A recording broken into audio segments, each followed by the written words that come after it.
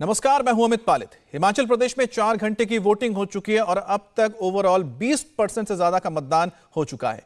कई जिलों में अब तक 25% से भी ज्यादा वोट पड़ने की बात सामने आ रही है। सबसे ज्यादा वोटिंग कांगड़ा और कसौली जिले में हुई है। कांगड़ा और कसौली में अब तक 25% मतदान की खबर है। मंडी और सुजानपुर में भी अब तक 25% से ज्यादा वोटिंग हो चुकी है। जुब्बल, कोटखाई और बड़सर में भी 25% मतदान हो चुका है। लाहौल स्पीति में भी सबसे कम वोटिंग 5% मतदान हुआ है बताया जा रहा है। ठंड और बर्फबारी की वजह से मौसम के चलते लाहौल स्पीति में वोटिंग कम हुई है, ऐसा अभी आकलन है। हिमाचल प्रदेश की 68 सीटों पर वोट डाले जा रहे हैं। पहाड़ी इलाका है, ठंड का मौसम है, फिर भी ज्यादातर इलाकों में वोटर्स की लंबी कतारें दिख रही हैं। इस वक्त आप देख रहे हैं कि स्क्रीन पर अलग अलग जगह की शिमला, धर्मशाला, डलहौजी, मंडी, इसके अलावा हमीरपुर, सिराज, बिलासपुर, रामपुर।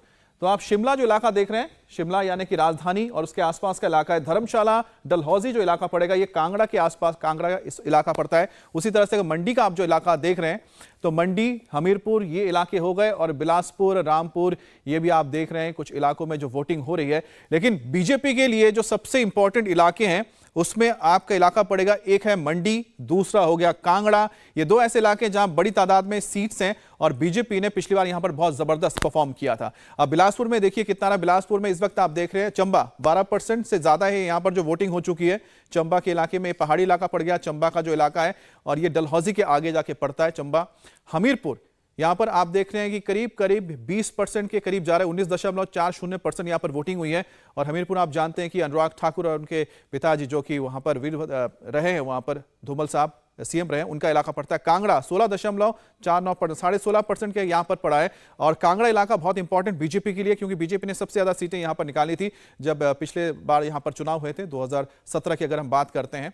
और साथ ही किन्नौर में आप देख सकते हैं कि 20% वोटिंग हुई है। और 20% वोटिंग तो कहीं ना कहीं देखना है कि 20% वोटिंग है बदलाव के लिए, इसको बरकरार रखने के लिए। किन्नौर के इलाके में कांग्रेस ने ज्यादा बेहतर किया था 2017 में। अब बिलासपुर में देखिए करीब करीब 14% यहां पर वोटिंग हुई है हिमाचल प्रदेश के। और यह भी वो इलाका पड़ता है जो थोड़ा सा आप समझ सकते हैं वैली का इलाका है, और यहां पर भी बीजेपी स्ट्रांग होनी चाहिए, मानी जाती है। बिलासपुर का इलाका हो गया। साथ ही हमने जैसे बताया कि मंडी और कांगड़ा भी है। चंबा में 12% वोटिंग बताई जा रही है। तो कुल मिलाकर जो ये वोटिंग परसेंटेज है, जैसे दिन जाएगा ये बढ़ेगा। कुल्लू में 14.5% आप देख रहे हैं, कुल्लू हो गया। उसके बाद कुल्लू, मनाली, लाहौल स्पीति, जो लाहौल स्पीति में बताया जा रहा है कि वोटिंग थोड़ी कम हुई है क्योंकि लगातार वहां बर्फबारी हो रही है। लेकिन ये जो इलाके हैं, जो कोई वैली के इलाके हैं, वैली के इलाकों में ठीक ठाक वोटिंग हो रही है जो तमाम दिखाएं। लेकिन लाहौल स्पीति जो कि बहुत ही एक्सट्रीम यहाँ पर वेदर है, बहुत ही सुदूर इलाका पड़ता है, यहाँ पर 5% वोटिंग हुई है। लाहौल स्पीति की अगर बात की जाए तो बीजेपी ने यहाँ पर भी ठीक ठाक किया था। हालांकि किन्नौर में बीजेपी खास नहीं कर पाई थी, किन्नौर में पिछली बार बाजी मारी थी। मंडी में करीब देखिए 22% यहाँ वोटिंग हुई है। मंडी में बीजेपी ने बहुत अच्छा किया था। लेकिन जो लोकसभा के उपचुनाव हुए थे उसमें प्रतिभा सिंह जो कि वीरभद्र सिंह की पत्नी है, उन्होंने यहाँ पर जीत हासिल की थी जो उपचुनाव हुए थे। ऐसे में अब देखना है जो विधानसभा चुनाव में 2017 का ट्रेंड रहा था इस इलाके में, क्या उसको रिटेन करते कि नहीं। शिमला जो कि अर्बन इलाका आ गया, और साथ ही जो यहाँ के राजधानी कैपिटल का इलाका है, यहाँ पर करीब करीब 18% वोटिंग हुई है। और इस इलाके में बेहतर किया था कांग्रेस ने। अब देखना है कि कांग्रेस यहाँ पर क्या वापसी उसी तरह से परफॉर्म करती है। सिरमौर में 21.66% आ रहा है। सिरमौर वो इलाका है जहां पर बीजेपी स्ट्रांग है। अब ये देखना है कि बीजेपी यहां पर कितना बेहतर कर पाती है। कुल मिलाकर यहां पर शायद लगता है कि बीजेपी और कांग्रेस में टक्कर ज्यादा रहने वाली है सिरमौर में। लेकिन शिमला एक ऐसा इलाका है जहां सबसे ज्यादा नजर देनी होगी कि कांग्रेस वहां कितना बेहतर करती है, क्योंकि उस शिमला के आसपास के इलाकों में सबसे ज्यादा सीटें 2017 में खाते में गई थी कांग्रेस के। तो कुल्लू की आपने देख ली है। सोलन, अब सोलन आप देख रहे हैं कि 20.28% है। अब सोलन के इलाके में, ये जो वैलीज के इलाके में देखिए ठीक ठाक यहाँ वोटिंग हो रही है। जहां जहां वैलीज हैं या जहां पर अर्बन सेंटर्स है वहां पर अच्छी तादाद में वोटिंग हो रही है। और जो बहुत सुदूर के पहाड़ी इलाके हैं वहां पर, ऊना में भी देखिए करीब करीब 20% हो गया। ऊना यहाँ की जब पंजाब से सीधा जाते हैं तो ठीक ज्वाला जी से आगे ऊना का इलाका पड़ता है। ऊना के इस इलाके में भी बीजेपी काफी स्ट्रांग है। जो भी इलाके आप सोचिए कि ठीक तराई का इलाका, यहां पर बीजेपी काफी स्ट्रांग है। तो ऐसे में देखना है कि जो बीजेपी स्ट्रांग एरियाज हैं, जैसे ऊना हो गया, जैसे हमने आपको बताया कि ये बिलासपुर आप देख रहे हैं, या फिर आप कांगड़ा का इलाका देख रहे हैं, इन सब इलाकों में बीजेपी किस तरह से परफॉर्म करती है। और यहां पर जो वोटिंग परसेंट है कुछ एक जगह पे दिक्कत आ रही है। और हिमाचल प्रदेश के तकरीबन सभी दिग्गज नेताओं ने भी वोटिंग कर दी है।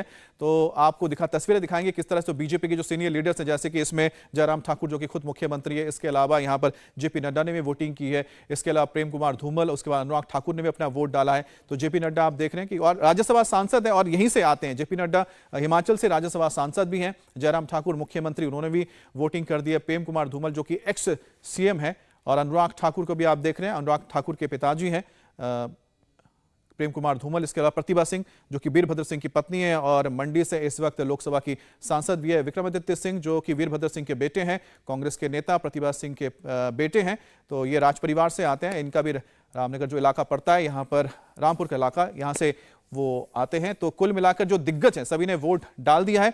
लेकिन इंपॉर्टेंट यह कि जो जनता है, जनता किसको अब चुनेगी ये तो पता लग जाएगा, क्योंकि जो पूरा जो मतदान है 5 बजे तक कंप्लीट हो जाएगा और 8 तारीख को जब ये पिटारा खुलेगा तब समझ में आएगा कि आखिरकार बदलाव हो रहा है या फिर जो रिवाज है उसे बदला जा रहा है या फिर जो बरकरार है उसी को रखा गया है।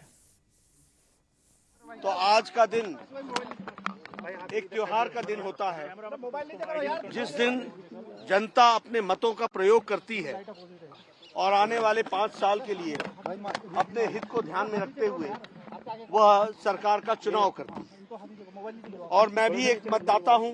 जहां तक सवाल है चुनाव का, तो मैं सुबह से ही जिस तरीके का वातावरण देख रहा हूं और यहां भी आया तो जो मैंने वातावरण देखा, मुझे लगता है कि एक तरीके का उत्साह लोगों के मन में है और वो उत्साह सही दिशा से सही बात को लेकर के है। और मुझे लगता है कि मैं इस उत्साह में अपने आप को भी शामिल करता हूं। रिवाज नहीं बदलेगा, सरकार बदलेगी, परिवर्तन होगा निश्चित रूप में। लोगों ने मन बनाया हुआ है। मैं पूरे राज्य में गया हूं और लोगों के जोश से, उत्साह से, उनकी आंखों में उम्मीद देख सकता हूं। ये राज्य सरकार के खिलाफ पिछले 5 साल में जो कोताही हुई, जो वायदा खिलाफी हुई, उसके खिलाफ मत पड़ेगा। आम आदमी पार्टी को कुछ नहीं मिलेगा। अब तो उनका चेहरा सामने आ चुका है। ये बीजेपी की बी टीम है, वोट काटने के लिए आती है ताकि कांग्रेस का नुकसान हो। उनको कोई सीट नहीं आएगी। हमको स्थिर बहुमत मिलेगा और जो हमने कहा है, हम एक संवेदनशील पार्टी होने के नाते उसको पूरा करने का हर प्रयास करेंगे। सर, भाजपा कह रही कांग्रेस बरगला रही है लोगों को। अब चुनाव प्रचार का समय खत्म हो गया, मतदान है। भारतीय जनता पार्टी को 8 दिसंबर का इंतजार करना चाहिए। और हिमाचल प्रदेश में परंपरा टूटेगी या इतिहास बनेगा, ये सवाल क्यों उठ रहा है, उसकी वजह भी आप जान लीजिए। दरअसल 1985 में कांग्रेस की सरकार यहां बनी थी और 5 साल बाद 1990 में यहां पर बीजेपी की सरकार बन गई।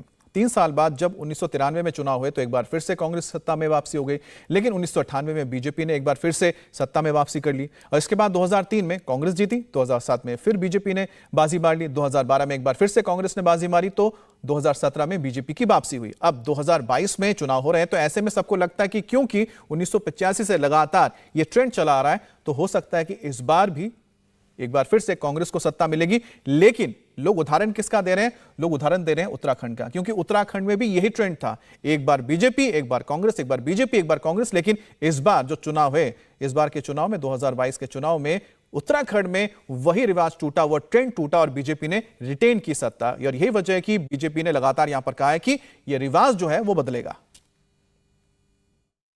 देखिए, अब की बार बहुत अलग तरह का एक माहौल है। आमतौर पर इतना हमने कभी देखा नहीं था। पहले ही मालूम पड़ जाता था काफी हद तक कि चीजें इस दिशा में जारी हैं। और हिमाचल प्रदेश में एक बड़ी खास बात जो थी कि हर 5 वर्ष के बाद सरकार बदलने का संदेश बहुत लाउड होता था, जिसको आम आदमी, हर आदमी महसूस करता था। अब की बार वो नहीं है, एक बात। और दूसरी बात, हमेशा हम हिमाचल प्रदेश में एक बात को कहते थे कि हमारी सरकार बनेगी, विपक्ष वाले बोलते थे हमारी सरकार बनेगी। लेकिन अब की बार हमने थोड़ा हट करके बोला है। हमने ये बोला है सरकार भी हमारी बनेगी, लेकिन रिवाज बदल करके बनेगी। जो रिवाज 5-5 साल का चला है, इस रिवाज को बदलेंगे, क्योंकि पूरे देश भर में रिवाज बदल गया। जहां भी चुनाव हो रहा है वहां भारतीय जनता पार्टी की सरकार बन रही है और उन राज्यों में सरकार बन रही है जहां भाजपा की सरकारें कभी थी नहीं, और उन राज्यों में सरकारें रिपीट हो रही है जहां 5 साल के बाद सरकारें रिपीट होती नहीं थी। जैसे उत्तराखंड है, उत्तर प्रदेश में अभी 37 वर्षों के बाद सरकार रिपीट हुई है। देखिए, कोई रिवाज नहीं है, ये रिवाज नहीं है। ठीक है, बाद बीच बीच में ऐसी भी सिचुएशंस आई जब लोगों को लगा कि शायद भाजपा हमारे काम करेगी, हमारे नौजवानों को रोजगार प्रदान करेगी, हमारे महंगाई को कम करेगी। पर इन सब बातों को देखते हुए मुझे लगता है कि लोगों को इस बात का एहसास है कि उनसे एक बड़ी भूल हुई है और जो कांग्रेस ने हिमाचल प्रदेश के लिए विकास कार्य हर क्षेत्र में किए हैं, उससे लोग भली भांति परिचित है और लोग चाहते हैं कि दोबारा कांग्रेस को मौका दिया जाए ताकि हम दोबारा कांग्रेस की सरकार हिमाचल प्रदेश में बनाए। और इस वक्त मेरे दो सहयोगी पंकज भार्गव शिमला में मौजूद है और पुनीत परिंजा जो कि इस वक्त मंडी में मौजूद है। और आपको लगातार पंकज भार्गव जो नब्ज हैं यानी कि शिमला की जो पब्लिक है क्या बोल रही है, क्या सोच रही है, लगातार बता रहे हैं, कई दिनों से वहां पर ही मौजूद है और तमाम बड़े नेताओं के साथ भी आपके इंटरव्यूज हमने देखे हैं। पंकज, आपने तो अच्छी तरह से टटोली लिया होगा, तो अब तक जो आप देख पा रहे हैं, जो वोटिंग हुई है, जरा उसके बारे में कुछ अपडेट दे दीजिए और साथ ही आपको क्या लग रहा है, लोगों का नब्ज आप क्या पकड़ पा रहे हैं इस वक्त?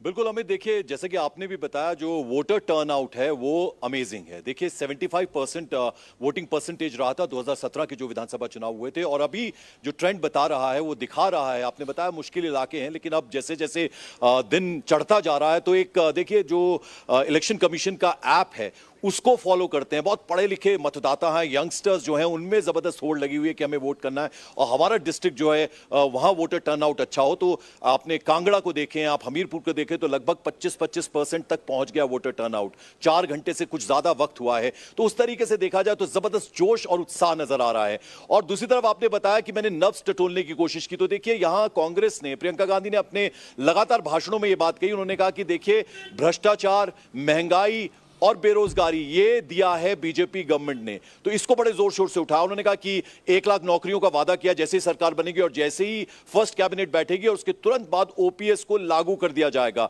ये मुद्दे उठाए हैं। और बागवान जो हैं उनमें थोड़ी बहुत नाराजगी जरूर है, क्योंकि कोविड टाइम में बड़ा मुश्किलातों का उन्होंने सामना किया। पहले कहते थे कि 30% लागत आती थी, 70% मुनाफा होता था। अब उल्टा हो गया है, 70% लागत है जबकि सिर्फ 30% मुनाफा होता है। बहुत सारे यंगस्टर्स लौटे थे बागवान जो हैं वो अपने बगीचों को संभालने के लिए, अब उनमें बड़ी निराशा है कहीं ना कहीं। तो वो क्या पूरा कर पाए जयराम ठाकुर, तो उन पर एक बहुत बड़ा चैलेंज ये भी था। तो उससे किस तरह से वोटर्स नाराज हैं, वो नाराजगी का कहीं ना कहीं सामना करना पड़ सकता है। और एक अंडर करंट थोड़ा कांग्रेस के लिए जरूर नजर आया, क्योंकि ये कहा जा रहा था कि राहुल गांधी के पास इतनी फुर्सत नहीं कि इतना बड़ा चुनाव हो रहा है हिमाचल और गुजरात में, हिमाचल में वो आए नहीं है। प्रियंका गांधी ने पूरी कमान संभाल के रखी, तो इसको बीजेपी ने जोर शोर से उठाया। और जो तमाम स्टार कैंपेनर्स हैं, देखिए यहां लोग ये बात जरूर खुल के कहते हैं कि प्रधानमंत्री मोदी बड़ा चेहरा है, बहुत शानदार वो काम कर रहे हैं, लेकिन वो सेंटर में चाहिए। स्टेट में क्या वो एक्सेप्टेंस मिलेगी जयराम ठाकुर को, तो ये थोड़ा सा चीजें जानने को मिली। हालांकि आप क्योंकि शिमला में हैं, आप खुद ही इसी शहर से आते हैं, छवि है और बहुत सरल आदमी है। जी, आप उसी शहर से आते हैं। अगर 2017 की बात करें तो कांग्रेस ने जो सबसे अच्छा परफॉर्म किया था उसी इलाके में किया था जिस इलाके में आप अभी मौजूद है, शिमला और उसके आसपास के इलाके में। इस बार आपको कैसा मूड नजर आया वहां पर? बिल्कुल, शिमला की अगर हम बात करें, देखिए 8 सीटें बहुत इंपॉर्टेंट है। पिछली बार कांग्रेस ने बहुत अच्छा परफॉर्म किया था और कहा जा रहा है कि वो रिपीट हो सकता है, लेकिन इंपॉर्टेंट डिस्ट्रिक्ट कौन सा है, वो है कांगड़ा। 15 सीटें वहां से आती, तो जो इंडिपेंडेंट हैं वो खेल खराब कर सकते हैं, तो वो बहुत ज्यादा उनकी तादाद है। और उसके अलावा मंडी बहुत इंपॉर्टेंट है, क्योंकि यहां साख जुड़ी हुई है जयराम ठाकुर की, तो 10 सीटें हैं। तो जिसके पास कांगड़ा, मंडी और शिमला है वो सरकार बनाएगा, तो ये क्लैरिटी है उसमें। यानी 10 सीटें मंडी की, 8 सीटें शिमला की और 15 सीटें कांगड़ा की, तो ये सब कुछ डिसाइड करेंगे। और जिस तरह से वोटिंग परसेंटेज मैं देख रहा हूं, तो ये पिछली बार का रिकॉर्ड टूट सकता है, इसकी बहुत ज्यादा संभावनाएं नजर आ रही हैं। क्योंकि आपने मंडी का जिक्र किया तो हम सीधा रुख कर लेते हैं पुनीत का। पुनीत, मंडी का जिक्र जैसा कि पंकज जी ने किया है और सब जानते हैं कि कांगड़ा, मंडी और शिमला ये ऐसे 3 इलाके हैं जो डिसाइड करेंगे कि आखिरकार मुख्यमंत्री की कुर्सी पर कौन बैठेगा। मंडी में आपने मुख्यमंत्री से बात की हो तो पूरे कॉन्फिडेंट नजर आ रहे हैं, लेकिन वोटर्स के मन को टटोला तो क्या समझ में आया और साथ ही वोटिंग परसेंटेज कैसा रहा है आपके इलाके में अभी तक? देखिए, जाहिर तौर पर क्योंकि जो मंडी में मैं इस वक्त खड़ा हूं और 10 सीटें हैं यहाँ पर, और जितने भी वोटर से मेरी बात हुई उनका साफ यही कहना था कि विकास को इस बार हम तरजीह देंगे और विकास के नाम पर ही हम आगे बढ़ेंगे। और जो मुख्यमंत्री जयराम ठाकुर ने उन्होंने जो नारा दिया है कि इस बार सरकार नहीं रिवाज बदलेंगे, उसके साथ वो जुड़ते हुए नजर आ रहे हैं। और इस वक्त अगर मैं जिस पोलिंग बूथ पे खड़ा हूँ यहाँ पर 374 वोटर्स हैं और 274 वोटिंग इस समय यहाँ पर हो चुके हैं। लगभग काफी ज्यादा लोग जो है वो घरों से बाहर निकलकर वोटिंग देने के लिए निकले। इस वक्त मेरे साथ जो जयराम ठाकुर है उनके बड़े भाई हैं वीर सिंह, उनसे मैं बात जरूर करूंगा यहाँ पे। आप उनके बड़े भाई हैं, कैसा लग रहा है इस समय माहौल जो है यहाँ पर? आप भी गए होंगे, लोगों से मिले होंगे, कैसा माहौल लग रहा है यहाँ पे? माहौल तो बहुत अच्छा है इस बार, बहुत। इतना माहौल हमने आज तक, मतलब 6 इलेक्शन, छठा इलेक्शन है जो माहौल इस वक्त का है वो माहौल हमने आज तक नहीं देखा। जो इस बार लोगों का उत्साह है, इस बार तो ठाकुर साहब आप खुद भी नहीं आ रहे हैं, मतलब सारी जो हमारे वोटर हैं, जो जनता है, उन सब ने मोर्चा संभाला हुआ है। जो यंग हैं हमारे जो वोटर, सब ने मतलब गांव-गांव में जाकर के रैलियां निकाल रहे हैं, गांव-गांव में जाकर के लोगों से वोट मांग रहे हैं। तो ठाकुर साहब के इतना है तो क्या लोगों के मन में क्या है, विकास या बदलाव? क्योंकि आपने तो नब्ज टटोली होगी। नहीं, विकास का तो बहुत ज्यादा है इस बार हम बोलने के लायक नहीं है कि विकास नहीं हुआ। जो विकास इस बार हमारा 3-5 साल में हुआ, वो विकास हमने आज तक ना देखा, ना हमने कहीं उसकी अपने मन में कहीं इच्छा भी नहीं, सोच भी नहीं थी कि इतना विकास हो पाएगा। उतना विकास हुआ, जिस विकास आप कह रहे हैं। बहुत ज्यादा विकास। तो लोगों के बीच में आप भी अपने भाई के साथ गए होंगे, जब लोगों के बीच में कॉन्स्टिट्यूएंसीज में, तो क्या लोगों के बीच में क्या इस समय चल रहा था जी? इस बार कॉन्स्टिट्यूएंसी में तो मैंने नहीं गया, ठाकुर साहब के साथ मैं गया नहीं। इस बार हम घर में रहे, थोड़ा अस्वस्थ जैसा हूँ मैं, मेरा थोड़ा पाँव चलने। बात तो होती होगी कार्यकर्ताओं से। तो हाँ, कार्यकर्ता से तो बहुत बात होती रहती है। कार्यकर्ता तो बुला रहे थे, कहीं के फोन आ रहे थे, आइए, परंतु रुझान देखने को मिला, उनके जहन में क्या चल रहा है इस समय? तो सारे कह रहे हैं कि इस बार जो चला है इतना बढ़िया चला कि पूछो मत। हाँ जी, बहुत अच्छा चला हुआ। अच्छा, आपने वोट कर दिया जी अपना? क्या क्या सोचकर आपने वोट किया इस बार? सोच कर तो हम तो पहले से ही पार्टी के संग के विकास को लेकर या बदलाव को लेकर वोट है आपका? बदलाव के लिए तो जी। ये चलो वो और तो वोट मंडी जितने में नहीं बात कर रहे हैं इस जाना, वक्त, आप वो देख रहे हैं सारे जयराम यही ठाकुर बोलते के हैं जो 90% भाई हैं, उनका तो ये कहना है कि वोटिंग इस बार जो माहौल है बहुत ही उनके हक में नजर आ रहा है। लेकिन जैसा कि पंकज जी ने बताया था कि कांगड़ा बहुत इंपॉर्टेंट है, और कांगड़ा का एक इंटरेस्टिंग आप समझिए कि वहां के जो बीजेपी कैंडिडेट हैं इस बार वो है पवन कुमार, और पवन कुमार काजल जो हैं 2017 में कांग्रेस के चुनाव लड़े थे, यानी टिकट पे लड़े थे तो जीते थे, और 2012 में वो इंडिपेंडेंट थे। इस बार वो बीजेपी के साथ हैं। तो ऐसे में देखना होता है कि 2012-2017 में अलग अलग पार्टियों से लड़े, 2022 में जब वो लड़ रहे तो जनता उनके साथ जा रही है कि नहीं जा रही है। इंडिया टीवी हर वक्त हर जगह डाउनलोड करने के लिए सर्च करें India TV news Google play store या ऐप स्टोर पर।